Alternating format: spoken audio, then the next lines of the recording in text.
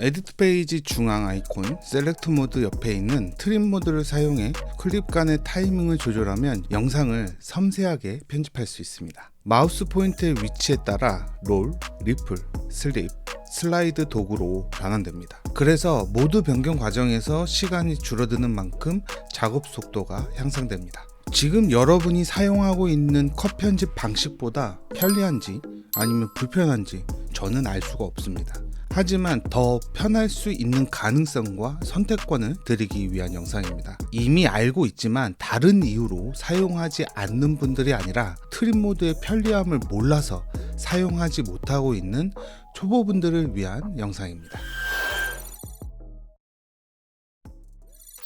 롤, 트리밍 기능은 편집 영상의 좌우에 동시 적용됩니다. 한쪽으로 줄이면 다른 한쪽 길이가 같은 프레임 수만큼 늘어나서 전체 타임라인 길이는 동일하게 유지됩니다. 셀렉트 모드에서도 동일하게 작동되는 기능입니다. 트림 모드는 롤을 제외한 리플, 슬립, 슬라이드 이렇게 세 가지라고 보는 것이 맞습니다. 리플은 클립의 시작 또는 끝부분을 확장, 축소시킬 수 있고, 슬립 기능은 인, 아웃 포인트를 움직여서 타임라인에 나타나는 클립의 부분을 조정합니다. 슬라이드 기능은 타임라인에서 클립의 길이는 그대로 유지한 채 위치만 옮길 수 있습니다. 마우스 포인트의 위치와 모양에 따라서 기능이 달라지기 때문에 마우스 포인트의 위치와 모양에 집중해 주세요. 4가지 트림 모드에 대한 내용은 다빈치 리졸브 홈페이지에 볼 수 있습니다. 하지만 이것을 어떻게 사용해야 하고 어떤 상황에서 적용해야 할지 난감해서 사용을 하지 않는 것이 아닌가 생각이 되는데요. 그래서 오늘 영상은 이 기능은 이렇게 하면 이렇게 됩니다 라는 영상에서 끝나는 것이 아니라 실제로 컷 편집을 하는 과정에서 어떻게 사용할 수 있는지, 그리고 이 기능을 사용했을 때의 장점, 그리고 문제점들도 뒤쪽에 나오니까 영상 끝까지 시청해 주시기 바랍니다. 대부분의 컷 편집은 셀렉트 모드에서 이루어집니다. 단축키로 클립을 나누고 필요 없는 부분을 선택해서 델리트로 삭제를 하게 되죠. 또는 클립의 시작 부분이기 때문에 드래그를 해서 클립을 축소한 후에 클립을 이동하는 방식도 있습니다. 타임라인에 영상을 불러오고 트림 모드를 선택해 줍니다. 클립의 시작부에 마우스를 가져갔을 때 보이는 마우스 포인트 모양이 리플 기능일 때의 모양입니다. 리플은 클립과 클립 사이의 빈 공간을 의미하기도 합니다. 그래서 트림 모드에서 리플 기능이라고 하면 리플과 함께 클립을 조절할 수 있는 기능이다 라고 생각하면 간단해집니다. 리플 기능으로 클립의 시작 부분을 선택해서 오른쪽으로 드래그를 해주면 클립이 축소가 됩니다. 이때 리플, 빈 공간도 함께 축소가 되기 때문에 앞서 살펴본 클립을 나누고 삭제하는 과정이나 클립을 축소하고 이동하는 과정들이 줄어들게 됩니다. 또한 이렇게 작업을 할 때 뒤쪽에 클립이 있거나 타임라인에 다른 클립들이 있더라도 이 모든 클립들이 자동으로 당겨지기 때문에 후 공정이 필요가 없게 됩니다. 클립의 시작 부분과 마찬가지로 클립의 중앙부를 삭제할 때도 같은 방식으로 사용할 수가 있습니다. 타임라인에서 삭제하고 싶은 부분의 시작 부분에 플레이 헤드를 위치시키고 단축키를 사용해서 클립을 나눠줍니다. 그리고 같은 방식으로 뒤쪽 클립의 시작부를 오른쪽 드래그를 해주면 축소가 됩니다. 확장 가능한 범위가 있을 때 뒤쪽의 클립에서 오른쪽 드래그가 아닌 왼쪽 드래그를 해주면 클립 축소가 아닌 확장도 가능합니다. 물론 롤 기능을 사용하면 타임라인에 다른 클립에 영향을 주지 않고 만나는 부분을 수정할 수 있습니다.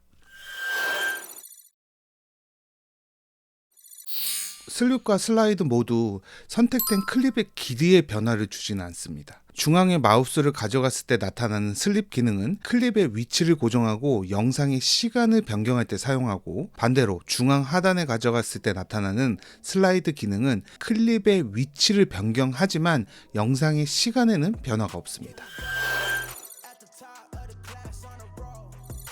물론 트림 모드에서 효과를 적용하거나 텍스트를 가져오고 배치하는 것은 가능합니다. 하지만 클립을 같이 드래그로 다중 선택이 되지 않습니다.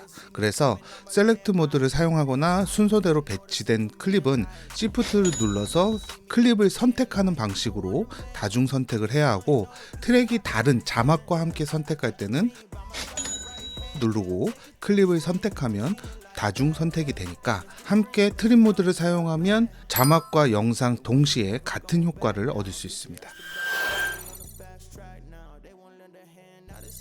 클립을 타임라인으로 가져와서 축소를 해주면 클립을 선택했을 때 흰색 테두리가 나타나게 되는데 이것이 확장 가능한 시간입니다. 녹화 시간이 없는 이미지나 텍스트는 무한대로 확장이 가능하지만 우리가 편집하는 영상은 녹화 시간이 있기 때문에 롤, 슬립 기능은 시간을 변경하는 기능이니까 더 이상 확장을 할 수 없는 영상에 반응을 하지 않고 빨간색 테두리로 표시됩니다.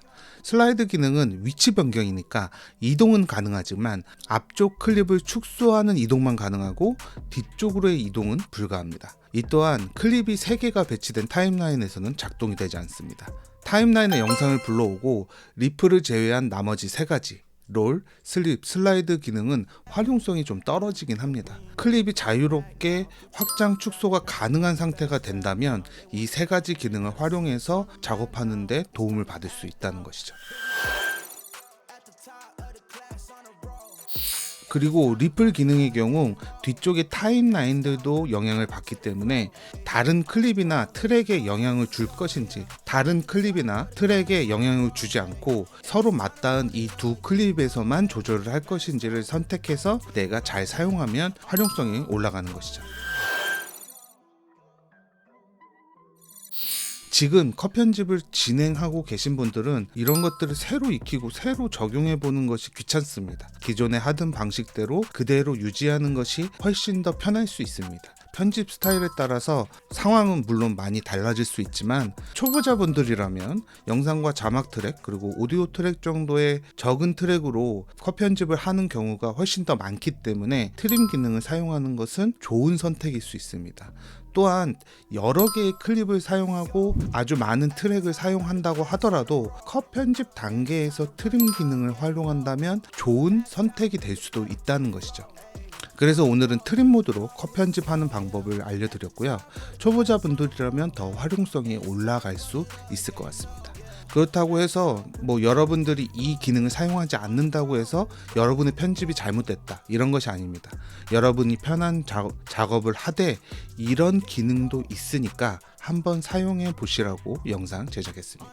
더 궁금한 내용은 댓글로 남겨주시고 나가시기 전에 좋아요 부탁드립니다.